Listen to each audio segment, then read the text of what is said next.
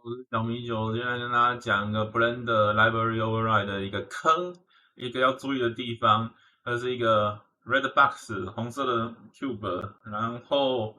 我们就开一个新的 Blender 去把它做 Library Override，把这个删掉，然后我把这颗红色的 box Library Override 过来，然后可以编辑，它现在就变成这样子。好，然后我如果想要 duplicate 它，然后就是让它在这个场景里面可以做一些编辑，然后独立互不影响的话，有地方要注意的就是 Ctrl D duplicate，然后把它transform unlink，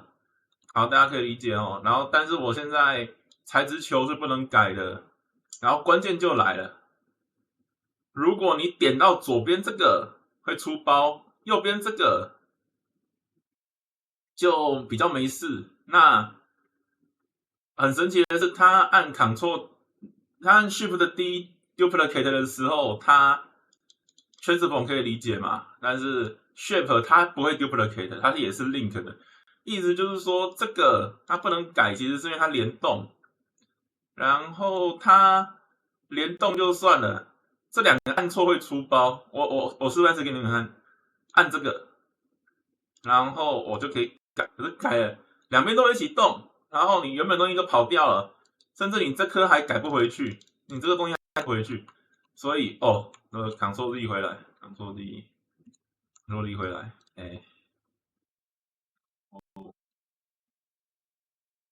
这时候总是按这个，让它没有联动，让它这个是 Q，那个是不一样的东西，它才可以独立修改。这样，好，我